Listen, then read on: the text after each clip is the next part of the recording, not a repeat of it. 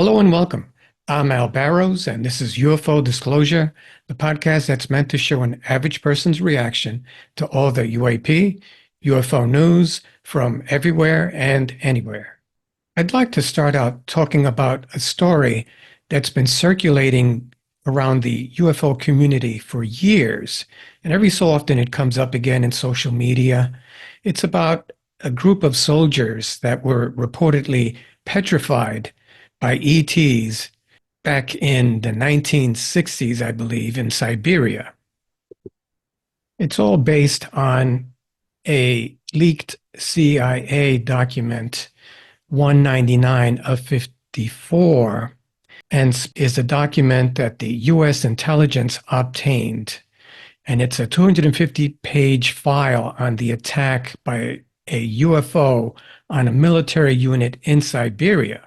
I've never seen that 250-page file, but every so often I do see part or one page of document 199 of 54, and this is what usually comes up in social media.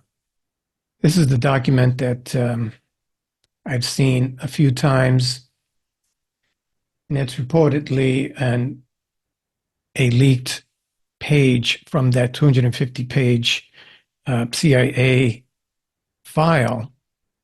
The heading says that it's from the country Russia, and the subject is the paper reports alleged evidence of mishap involving UFO.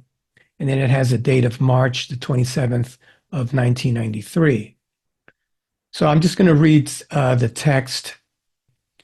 The text actually says, after Mikhail Gorbachev dissolved in 1991 the KGB, Top Secret Intelligence Administration, a lot of material from that department found their way abroad, in particular to the CIA, as reported by the authoritative magazine Canadian Weekly World News. U.S. intelligence obtained a 250-page file on the attack by a UFO on a military unit in Siberia. And that's, I guess, what the Canadian Weekly World News reported.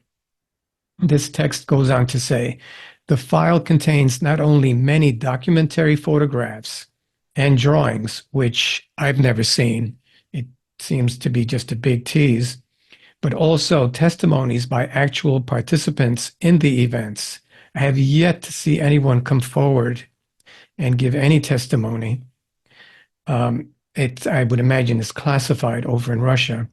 One of the CIA representatives referred to this case as, quote, a horrific picture of revenge on the part of extraterrestrial creatures, comma, a picture that makes one's blood freeze, end quote. The text goes on to say, according to the KGB materials, a quite low-flying spaceship in the shape of a saucer appeared above a military unit that was conducting routine training maneuvers. For unknown reasons, somebody unexpectedly launched a surface-to-air missile and hit the UFO.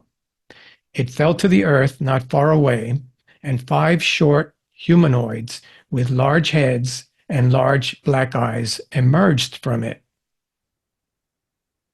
It is stated in the testimonies by the 2 soldiers who remained alive that after freeing themselves from the debris, the aliens came close together and then, quote, merged into a single object that acquired a spherical shape. Whoa. Okay. That object began to buzz and hiss sharply and then became brilliant white. In a few seconds, the spheres grew much bigger and exploded by flaring up with an extremely bright light. At that very instant, 23 soldiers who had watched the phenomenon turned into stone poles. Only 2 soldiers who stood in the shade were less exposed to the luminous explosion survived. The KGB report goes on to say that the remains of the UFO and the, quote, petrified soldiers, end quote, were transferred to a secret scientific research institution near Moscow. Specialists assume that a source of energy that is still unknown to Earthlings instantly changed the structure of the soldiers' living organisms, having transformed it into a substance whose molecular composition is no different from that of limestone. A CIA representative stated, quote, "If the KGB file corresponds to reality, this is an extremely menacing case. The aliens possess some weapons and technology that go beyond all our assumptions. They can stand up for themselves if attacked."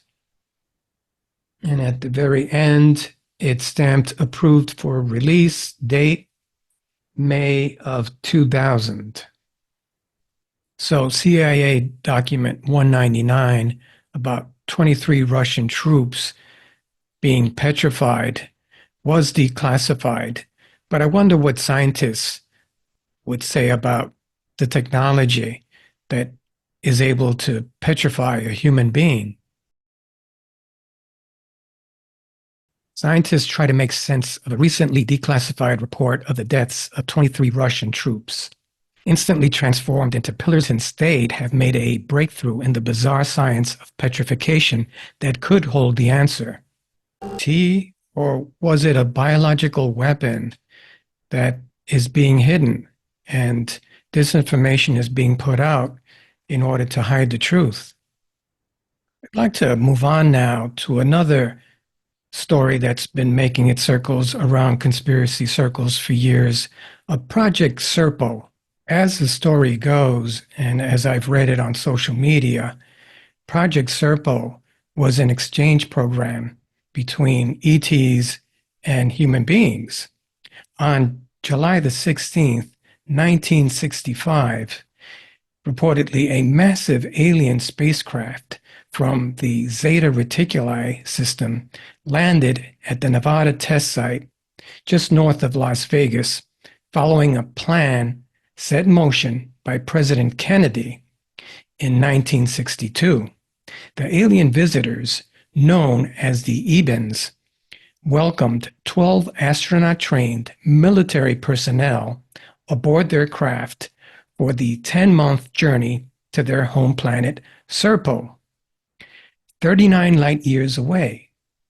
In November of 2005, former and current members of the Defense Intelligence Agency, directed by Kennedy to organize the Serpo exchange program, came forward to reveal the operation, including details from the 3,000-page debriefing of the 7 members of the Serpo team who returned after 13 years on the planet. Working with the DIA, or the Department of Intelligence Agency, originators of the Serpo project and the diary kept by the expedition's commanding officer, an author by the name of Len Kasten, wrote a book about the Serpo project. And this is Len Kasten's book. It's entitled Secret Journey to Planet Serpo, a true story of interplanetary travel. And he has a declassified document here that's redacted right on the front cover. So in the book, the author, Len Kasten, chronicles the complete journey of these cosmic pioneers, including their remarkable stories of life on an alien planet. He reveals how the EBINs presented the U.S. with, quote, the Yellow Book, a complete history of the universe recorded holographically, allowing the reader to view actual scenes from prehistory to the present. He explains how the EBINs helped us reverse engineer their anti-gravity spacecraft and develop technology to solve our planet-wide energy problems. knowledge that is supposedly still classified. So Kasten exposes what he calls the truth of human-alien interaction and interplanetary travel. Kasten reveals in the book not only that the Ebens have returned to Earth 8 times, but that our government continues to have an ongoing relationship with them, a relationship with the potential to advance human race into the future. So as opposed to the 10 months that they were supposed to spend in the Ebens planet, they spent 13 years total. And the book documents their experience on the planet. And Len Kasten documents in his book how these 12 astronauts, as part of a top US government program, traveled to the planet Serpo and lived there for 13 years. The book and many of the reports that I've read are based on the debriefing of the Serpo team and the diary of the expedition's commander. I'd like to show a video that shows what these astronauts went through. Pilot number 3. The footage was extracted from an old film. Okay, so this is the film that was shown to the 12 astronauts as a preparation to what they'd be doing. And this is pretty much some footage from the Roswell crash. Okay, so this is an interesting part because it's an ongoing thing. The skipper's constantly trying to find out where the missing astronaut's body has been placed. And there's a big reveal afterward where he finds out that they've done something with the ground. Okay, I'm stopping here because this is supposedly an actual picture of the Ebens planet. And as you can see, someone wrote 2 suns on the picture. I personally can only see the one right here that's circled, but there's supposed to be a second sun right above it where that arrow. I have to apologize for the loud music. That's the way the video is. And the pictures aren't of the planet itself. They're probably taken in some desert. Only that one picture was reported to have been taken on the Ebens planet, the one with the 2 suns. Okay, so this is what I was talking about. I guess they don't lie. They actually came out and told the skipper the truth that they had taken 308, his fallen comrade, and done medical experiments, not unlike what we've reportedly done with ETs that we've come into possession with. They probably did an autopsy, some sort of medical exam, but it goes even further than that. Yeah, it never gets dark there, and their day lasts for 43 hours. They had to adapt to all of that. I'm going to skip ahead. Okay, so throughout the years, some of them became ill, and I think 1 or 2 of them might have actually passed away, according to this report. Some recovered, some didn't. Something that Bob Lazar was known for having said, that the Ebens consider our bodies as nothing more than just containers, or the body, because they refer to their own bodies as containers. I'm going to skip ahead. The Ebens, only 7 members of the team come out. Okay, so this part of the skipper's diary talks about them coming back to Earth and how there's a time differential.